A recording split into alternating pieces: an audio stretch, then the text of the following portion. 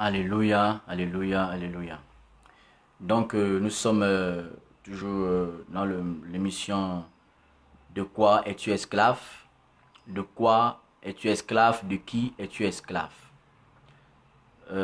C'est une question qui doit retentir dans nos cœurs, dans nos pensées, dans nos consciences, dans notre conscience même. De quoi sommes-nous esclaves? De qui sommes-nous esclaves? Alléluia.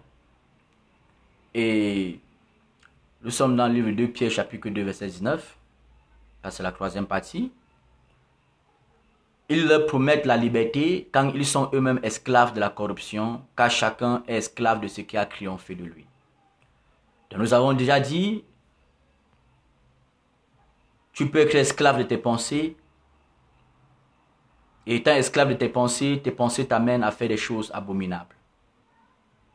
Donc toi-même tu as connaissance. L'objectif ici, c'est de nous interpeller à ne pas être esclave de quoi que ce soit, si ce n'est que être esclave de Jésus-Christ. Alléluia. Donc on peut être esclave des pensées de ce monde, esclave de la richesse de ce monde, esclave de la gloire matérielle de ce monde, esclave de tout ce que nous voyons aujourd'hui dans le monde qui paraît être très beau. Nous devons tout faire pour ne pas être esclaves de ces choses. Et la première chose qu'il faut faire, c'est de recevoir Jésus-Christ de Nazareth pour ne pas être esclave de ce monde, esclave des choses de ce monde. Car si tu es esclave des choses de ce monde, tu es esclave de Satan. Si les choses de ce monde influencent ton état d'être, conditionnent ta joie, conditionnent ta paix, conditionnent ta joie, conditionnent ta paix. Si les choses de ce monde conditionnent ton état d'être, conditionnent tes humeurs, sache que tu es sous l'influence satanique.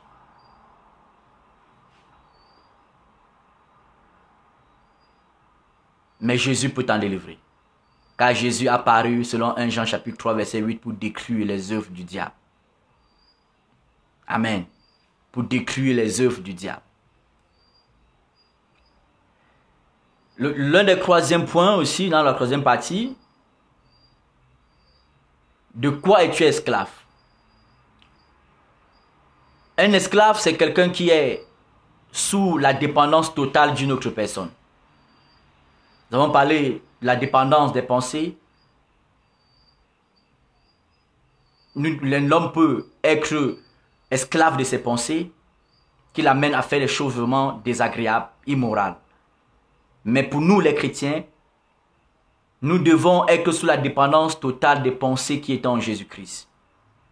Nous devons être sous la dépendance totale des pensées qui étaient en Jésus-Christ, dont nous parle Philippiens chapitre 4 verset 6.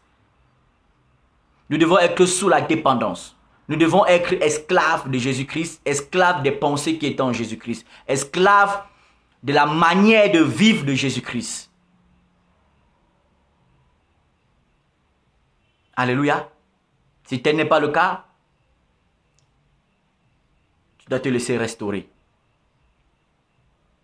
Amen. Je dis, l'esclavage, c'est... Un esclave, c'est quelqu'un qui est sous la dépendance totale d'une autre personne.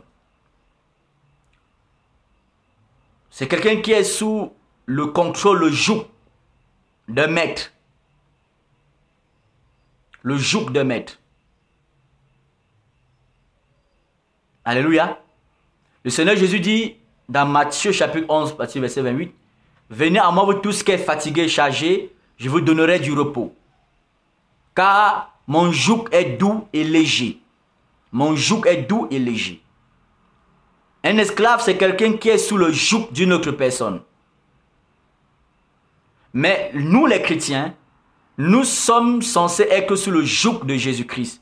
Parce que son joug est doux et léger. Mais si ton joug semble être lourd, ton joug semble peser, le joug c'est un poids, c'est une charge. Le joug, ça peut représenter les choses que tu fais au quotidien. Tes projets, tes ambitions. Si ce sont peuvent être des jougs, des charges, des fardeaux qui sont, n'est-ce pas, sur toi. Mais si elles ne sont pas doux et légers, cela, ça ne vient pas de Dieu. Ça, c'est clair. Alléluia. Mon joug est doux et léger. C'est-à-dire quand tu viens à Jésus étant esclave de tout ce qu'on a dit précédemment, esclave du péché, esclave du monde, esclave des femmes, esclave des hommes, esclave du sexe, esclave de la pornographie, de la prostitution, quand tu viens à Jésus, il te délivre de ça et il met son joug sur toi. Et son joug qu'il met sur toi, c'est l'amour. Amen. La Bible dit, ils leur promettent la liberté quand ils sont eux-mêmes esclaves de ce qui a triomphé d'eux. Il ici, c'est quoi? C'est mis pour les hommes. Donc, nous disons que un esclave, c'est quelqu'un qui est sous la dépendance totale d'une autre personne. C'est-à-dire, il y a des personnes, littéralement, qui promettent d'amener les gens à la liberté, qui promettent d'alléger le joug de certaines personnes, ou bien de décharger le joug des personnes, mais pourtant, ils sont eux-mêmes esclaves de la corruption. Ils sont eux-mêmes esclaves de ce qui est faux. Ils sont eux-mêmes esclaves de ce qui est contraire à la pensée de Dieu.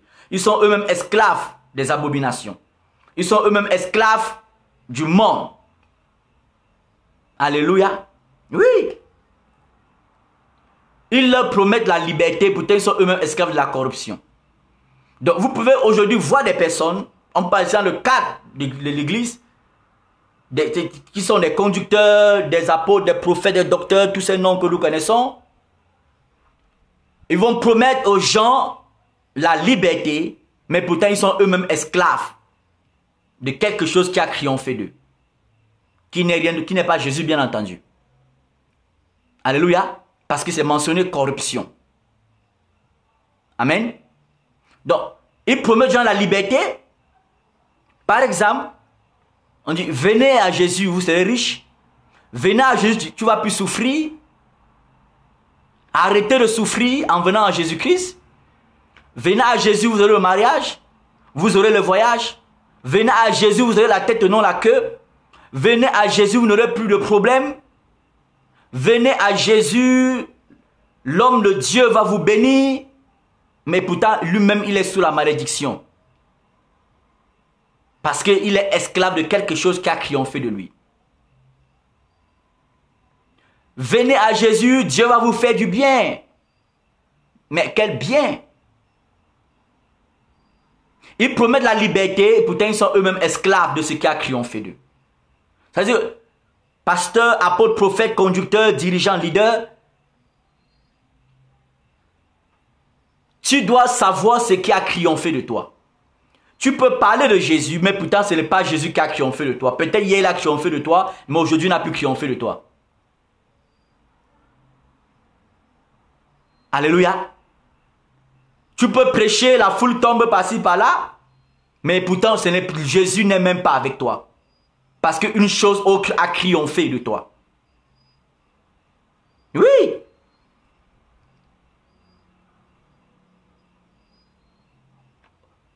On vous promet la liberté, quelqu'un vous promet la liberté, que donner par amour, donner parce que Dieu vous aime, il a donné, donner aussi, donner, si tu aimes Dieu, tu dois donner.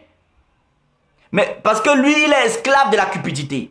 Il est esclave de l'avarisme. L'avarisme a triomphé de lui. Mais il dit aux gens, s'aimer, donner pour l'avancement de l'œuvre de Dieu, car Dieu vous aime. Et si tu aimes Dieu, donne. Mais parce qu'il est esclave de la cupidité a triomphé de lui. Le désir de porter des vestes de 100 000, de 150 000, 200 000, 400 000, 800 000, ces désirs ont triomphé de ce dirigeant. Le désir d'habiter uniquement dans des duplex, des triplex ont triomphé de lui. Le fait que les dormeux qui viennent des ténèbres de l'évangile de la prospérité ont triomphé de lui. Il vous dit, si tu es vraiment libre, si ton argent ne te commande pas, manifeste cela en donnant l'argent à Dieu, en semant pour l'œuvre de Dieu, en donnant pour l'œuvre du Seigneur. Mais il oublie que lui, en retour, la Bible dit qu'il est sans concrédit, c'est l'inférieur qui est béni par le supérieur. C'est au Père d'amasser pour les enfants. Mais il va vous dire qu'il amasse pour vous dans le ciel. Mais vous amassez pour lui sur la terre. Il sans concrédit, c'est le Père qui bénit les enfants. Les enfants sont bénis par les pères. C'est les pères qui amassent pour les enfants. Vous comprenez? Pourquoi? Parce que cette personne, ce conducteur est esclave de la cupidité. Il est esclave de l'argent. Oh, la racine de tous les maux. Et c'est ça qui décrit aujourd'hui, n'est-ce pas, le monde. Qui décrit, n'est-ce pas, les assemblées locales. La cupidité. La cupidité. L'amour de l'argent, la gloire matérielle, la gloire des vestes, la gloire des chaussures, la gloire des chaises de Louis XIV en assemblée. Oui, où l'homme de Dieu va s'asseoir. Homme de Dieu, femme de Dieu. De quoi es-tu esclave? Qu'est-ce qui a triomphé de toi au point où tu promets la liberté à des personnes? Tu te fais passer pour un instrument de liberté. Tu te fais passer pour un instrument, un canal de délivrance. Mais tu peux me dire que tu délivres les gens, n'est-ce pas, du démon de la sirène des eaux. Quelqu'un peut ne pas avoir la sirène des eaux, mais la personne n'est pas enfant de Dieu. Ça, c'est clair. Quelqu'un peut que délivrer de la folie, mais sans toutefois être enfant de Dieu. Parce qu'il y a les marabouts qui délivrent, n'est-ce pas, les marabouts traditionnels qui délivrent de la folie dans nos villages. Il y a les marabouts traditionnels, n'est-ce pas, qui donnent les décoctions aux gens, aux femmes stériles, les femmes stériles enfantent. Mais est-ce que ça fait de ces femmes forcément des enfants de Dieu? Non. De quoi es-tu esclave? Qu'est-ce qui a triomphé de toi? Ça veut dire qu'ils promettent la liberté quand ils sont eux-mêmes esclaves de ce qui a triomphé d'eux. Ils promettent la liberté. Tu vas amener les gens à s'aimer pour l'œuvre de Dieu, à donner de l'argent, donner même pour les veuves, donner même pour les orphelins. Toi, tu donnes ça quand? Ou bien tout ce qu'on donne, tu prends, tu mets dans ta poche là. Tu donnes ça à qui? Si ce n'est que pour, si ce n'est pas pour toi, pour ta femme, pour ta famille, tes enfants. Chers frères, chères sœurs, nous ne sommes plus à cette heure-là. Il est temps de nous repentir et d'arrêter ces barbaries spirituelles qui rendent les hommes esclaves de tout, sauf de Jésus. Alléluia. Ils promettent la liberté, étant eux-mêmes esclaves. Ils promettent de te libérer, n'est-ce pas, du célibat. Mais pourtant, lui-même, il n'est pas un modèle dans la vie de mariage. Il promet. Il te lie à des prophéties de mariage. Il se fait passer même pour celui qui va bénir ton mariage.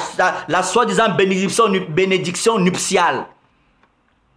Mais pourtant, dans son couple, il n'est pas un modèle de mari devant sa femme. Il n'est pas un modèle de père devant ses enfants. On ne donne que ce que l'on a. Ce que donne, c'est ce qui vient du cœur. Cela signifie que tout ce qu'il va prononcer sur vous comme soi-disant bénédiction, c'est la malédiction. Parce qu'il n'a pas ça, cela en lui. Il n'est pas un modèle de mari. Il n'est pas un modèle de père. Mais il vous promet la liberté. Ça fait problème. Tu leur promets la liberté. Ça fait problème. Laisse d'abord Dieu restaurer ta maison. Laisse d'abord Dieu te restaurer. Pour que tu sois un modèle en ce qui concerne le mariage. Un modèle en ce qui concerne, n'est-ce pas, un père. Afin, n'est-ce pas, d'être une source de canal. Un canal de bénédiction pour d'autres enfants, pour d'autres couples. Sinon, tu t'en que le maudit ces couples. Ces couples ne feront pas longue route. Parce que celui qui est esclave de l'adultère, il va vous communiquer l'adultère. Mais pourtant, il vous prête que l'adultère est mauvais.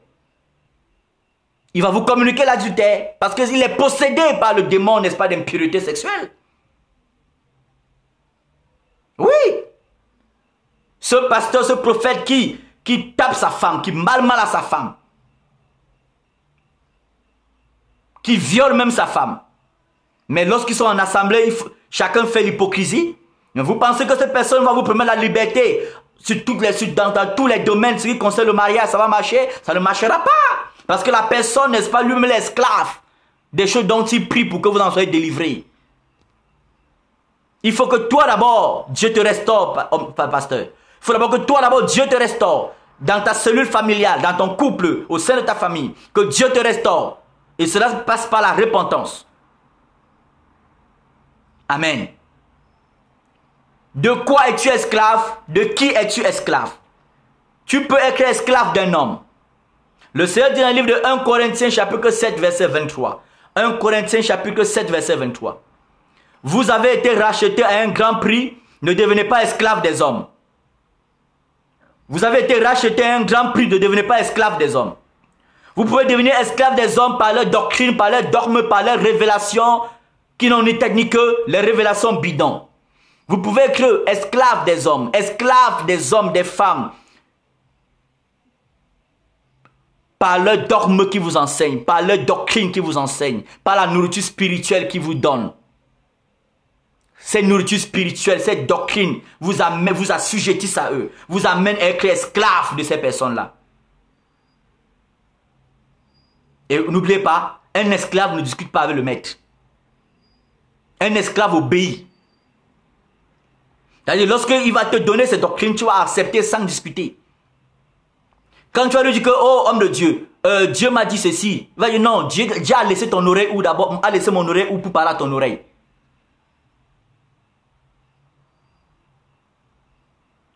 Alléluia.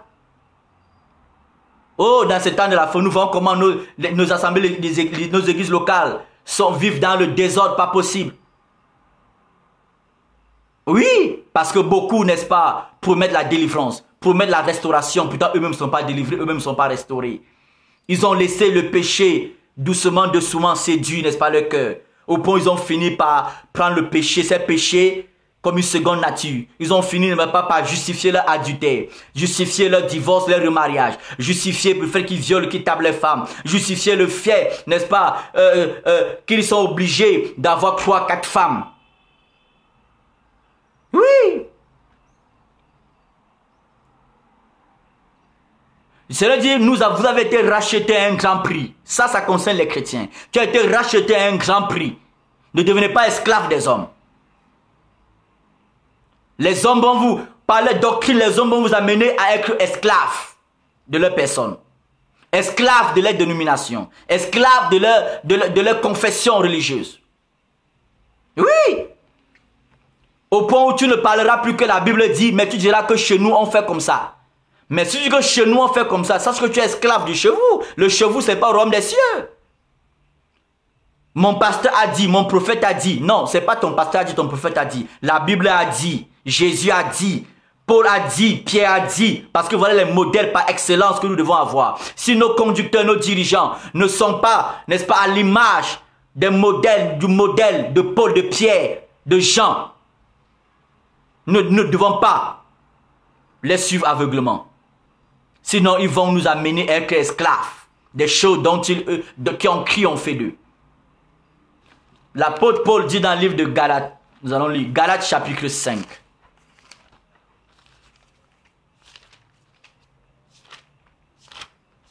Galates chapitre 5. Galates chapitre 5 nous fait comprendre ceci.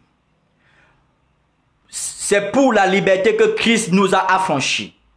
Demeurez donc fermes et ne vous laissez pas mettre de nouveau sous le joug de la servitude. Ne vous laissez pas mettre de nouveau sous le joug de la servitude. Cela signifie qu'il y a des personnes qui vous mettront sous des jougs de la servitude. Il y a des personnes qui chercheront à vous mettre sous des jougs de la servitude pour que vous dépendez totalement d'eux. Pour dire, n'est-ce pas, vous avez été affranchis. Demeurez donc fermes. Et ne vous laissez pas de nouveau mettre sous le joug de la servitude. Oui. Alléluia. Es-tu esclave de ta domination? C'est que tu as un problème. et tu es esclave de ton assemblée, c'est que tu as un problème. Et tu es esclave de ton pasteur, de ton prophète, de ton apôtre, au point que tu fais, n'est-ce pas, de ces paroles, de ces révélations, la parole de Dieu, c'est que tu as un problème. Tu risquerais de ne pas décoller au son de la trompette. Oui, c'est de ça que nous parlons, le son de la trompette. La trompette, la dernière trompette de l'église. Alléluia. Oui. Vous avez été racheté un grand prix. Ne vous laissez pas mettre sous le joug de la servitude.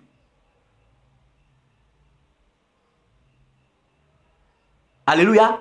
Dans les vidéos précédentes, on a parlé, n'est-ce pas, comment l'homme peut être sous le joug du péché, le joug de la fornication, le joug, n'est-ce pas, du mensonge. Mais que Jésus est capable de t'en délivrer si c'est ton cas. Maintenant, il y a des hommes, en l'occurrence des prédicateurs, des pasteurs, des apôtres, des prophètes archibishops, des prophètes intercontinentaux, qui feront tout pour vous mettre sous leur joug par des doctrines manipulatrices, par des révélations manipulatrices. Au point où tu seras dans le péché, ton péché ne sera plus dénoncé. Tu seras dans le péché, ton péché ne sera plus dénoncé. Pourquoi? Parce que tu es ton financeur. Tu finances l'assemblée.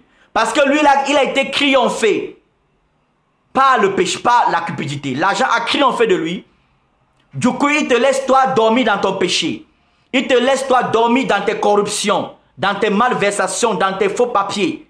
Parce que tu finances, n'est-ce pas, l'œuvre dans laquelle il se trouve. Tu finances, n'est-ce pas, son ventre. Oui. Et je veux poser la question à ces pasteurs, parce que nous parlons de quoi es-tu esclave? L'apôtre Paul nous dit, poussé par le Saint-Esprit, livre de Philippiens chapitre 3, que plusieurs marchent en ennemi de la croix. Plusieurs ont pour Dieu leur ventre. Mais je vous pose la question, pasteur apôtre. Es-tu esclave de ton ventre? Es-tu esclave de ton ventre? Ton ventre a-t-il triomphé de toi? En d'autres termes, est-ce que le Dieu de ton ventre, ton ventre qui est un Dieu, a triomphé de toi? Peut-être parce que tu t'es allié à beaucoup de tes collègues pasteurs, tu es dans un cercle prophétique, un cercle pastoral, et tu ne peux pas t'en défaire parce que ce sont tes amis. Si tel est le cas, sache que tu ne peux pas être sauvé si tu veux faire ce qui plaît aux hommes. Parce que si tu veux faire ce qui plaît aux hommes, tu es esclave des hommes. Si tu veux faire ce qui plaît aux frères et sœurs qui sont dans l'assemblée avec toi, ça veut dire que tu es esclave de ces frères et sœurs. Du coup, tu vas prêcher l'évangile dont ils veulent entendre. Tu seras esclave des hommes et non esclave de Jésus. Il y a des prédicateurs qui sont esclaves, n'est-ce pas, des fidèles qui sont avec lui. Il y a des prédicateurs qui sont esclaves des frères et sœurs, qui sont eux-mêmes esclaves. Parce que ils se sont laissés séduire par de l'argent, par du matériel, par le luxe. Oui. De quoi es-tu esclave, pasteur? De quoi es-tu esclave, homme de Dieu? De quoi es-tu esclave, prophète, apôtre? De quoi es-tu esclave? Qu'est-ce qui a triomphé de toi? Si c'est Jésus, gloire à Dieu. Mais si c'est Jésus, gloire à Dieu. Mais si c'est le luxe, si c'est le matériel, si c'est la cupide, c'est l'argent, tu as un problème. Mais tu peux encore être délivré. Ne regarde pas tes amis, ne regarde pas tes collègues pasteurs. Ton salut d'abord, c'est individuel. La Bible dit au temps de Jésus dans Jean chapitre 12, beaucoup de pharisiens avaient cru à ce que Jésus disait. Mais parce qu'ils avaient honte de ce que leurs collègues pharisiens vont dire, ils ont refusé, n'est-ce pas, de prendre position par rapport à la vérité. Et l'apôtre Paul dit, si je cherche à appeler aux hommes, je ne pourrais que serviteur de Dieu. Cela signifie que homme de Dieu, serviteur de Dieu. Ne cherche pas à appeler aux hommes. La Bible dit que dans les temps de la fin, les gens auront la démangeaison d'entendre des choses agréables à leurs oreilles. Et ils se donneront une foule de docteurs. Es-tu parmi ces docteurs qui disent des choses qui sont agréables? Et non des choses qui vont s'aimer la vie de Dieu en eux. et non, tu dis, ou bien, et non des enseignements véritables qui viennent du Saint-Esprit, qui vont déconnecter l'homme de l'amour de la terre afin de les préparer au son de la trompette. Parce que Jésus dit, viens chercher une église sans tache ni ride, glorieuse dans la sainteté. Oui, c'est ça que Jésus vient chercher. De quoi es-tu esclave, femme? De quoi es-tu esclave, mon frère, ma soeur? Au point où, aujourd'hui, des hommes de Dieu n'arrivent pas à gérer leur couple. Mais ce sont des autres femmes qui viennent demander le conseil au pasteur pour qu'est-ce qu'il va dire, comment gérer son mari à la maison. Pour prendre les décisions à la maison, il faut que c'est le pasteur qui prenne les décisions dans ton couple. Mais si tu es esclave de ton pasteur, et ton pasteur sans peut-être le savoir est aussi esclave de ce que tu es. Ton mari, c'est ton mari. C'est à lui de prendre les décisions. Ce n'est pas à ton pasteur de prendre les décisions dans ton couple. Tu as cru au Seigneur Jésus-Christ, ton mari n'est pas converti, mais on te fait croire que ton mari c'est un sorcier, il faut l'abandonner, il faut divorcer, et Dieu va te trouver un bon frère, un bon gars chrétien, et toi aussi tu suis ton pasteur, ou bien ton prophète, tu divorces. Sache que tu es esclave de ce monsieur. Et ce monsieur est esclave des choses dont il attend de toi. Il est esclave des fausses doctrines. Parce que ce n'est pas l'évangile que Jésus a prêché. Ce n'est pas l'évangile que les Pierre et les Paul ont prêché. Paul dit, ayez les regards sur ceux qui ont le modèle que vous avez en nous. En les qui? En les Paul. En les Pierre, les Jean. Alléluia. Si tu es esclave de quelqu'un, esclave d'une femme, esclave d'un homme, c'est dangereux pour toi. Alléluia. C'est dangereux pour toi. Si tu es esclave de tes projets en tant que chrétien, c'est dangereux pour toi. Pour toi, quand Dieu n'a pas encore fait ce que tu attends qu'il fasse, tu es fâché. Tu ne peux pas bien prier. Ça veut dire que tu es esclave de quelque chose. Alléluia. Tu es esclave de quelque chose. Oui. Tu ne dis pas la vérité à tes frères et tes soeurs dans ton assemblée. C'est ce que tu es esclave de la peur. Et de manière implicite, tu es esclave même de tes frères et tes soeurs. Parce que tu marches selon tes frères et tes soeurs, non selon ce qu'ils font et non selon ce que tu sais que Dieu veut. Tu vois des pasteurs, des prophètes dans le péché, dans ce qui n'est pas clair, correct, dans la cupidité, dans les fausses doctrines. Mais tu ne les en parles pas. Parce qu'ils disent des choses qui t'arrangent. Sache que tu es esclave. Et c'est Satan qui est assis sur ta tête. Pasteur, si c'est le cas, sache que toi-même tu es esclave. Oui. C'est que tu es esclave. Par cette vidéo, Dieu veut nous interpeller à comprendre que nous avons été rachetés à un grand prix. Nous ne devons pas être esclaves des hommes. Nous ne devons pas laisser quelqu'un, n'est-ce pas, nous mettre de nouveau sous le joug de la servitude, sous le joug du péché. Tu marches avec des frères et des sœurs qui vivent dans le péché, tu ne leur parles pas, tu es hypocrite et tu iras en enfer si tu ne te repens pas. Tu marches avec des frères et sœurs qui marchent dans le péché, tu ne les en parles pas parce que tu as peur d'eux. Sache que tu es esclave de ces personnes-là. Tu es prédicateur, tu es esclave du matériel, tu es esclave des fausses doctrines. Lorsque tu prends plaisir aux doctrines qui exaltent la chair, qui donnent l'émotion à la chair, tu as un problème, pasteur, tu as un problème à prophète. Lorsque tu passes le temps à donner des messages qui vont apporter la résolution des problèmes, n'est-ce pas, de la société, des problèmes sociaux, de la famine, du mangement, de la percée financière, percée matérielle, mais sache que tu as un problème. Tu as un problème. Qui l'a fait dans l'église, dans la Bible? Oui. De quoi es-tu esclave, prophète? De quoi es-tu esclave, homme de Dieu? De quoi es-tu esclave, mon frère, ma soeur? Jésus veut te sauver. Jésus veut te délivrer. Parce qu'il revient. Il revient nous chercher. Il revient te chercher. Il revient me chercher. Viendra-t-il nous trouver dans l'esclavage des fausses doctrines? On a des personnes, parce qu'on les a enseigné des fausses doctrines qui les permettent de vivre dans leur péché, dans leur polygamie, dans leurs adultères, dans leur concubinage. On en voit presque tout le temps. On nous a permis de vivre à l'intérieur par des fausses doctrines parce qu'ils vont davantage s'aimer à l'assemblée. On te rend esclave par des fausses doctrines. On peut mettre les jougs de des fausses doctrines sur ta tête et ces fausses doctrines vont te faire vivre dans le péché. Comme on dit aux gens, par exemple, ne vous prosternez plus devant les statues parce que c'est une abomination devant l'Éternel. Mais ces personnes refusent parce qu'au fond, ces personnes, n'est-ce pas, sont livrées à des péchés tous les jours. Ils sont esclaves de ces fausses doctrines. Et ces fausses doctrines, n'est-ce pas, sèment en eux le désir de demeurer dans le péché dans lequel ils sont. Oui. Tu es adultère. Tu vis dans le concubinage, dans le viandresse. Tu passes le temps à avorter. Tu passes le temps à aller faire les cultes de l'écran. Tu passes le temps à faire la corruption. À taper ta femme. À tromper ta femme. À faire les attouchements, n'est-ce pas, dans vos clubs de chorale. La haine, la jalousie. Tu pratiques cela. Veille à ce que ça ne soit pas le joug d'une mauvaise doctrine qui est placée sur ta tête et qui te met dans le joug de ce péché-là. Ah oui. Pasteur, apôtre, ne sont pas esclaves de quoi que ce soit si ce n'est que de Jésus. Ne sont pas esclaves de quoi que ce soit si ce n'est que de l'amour pour le royaume des cieux.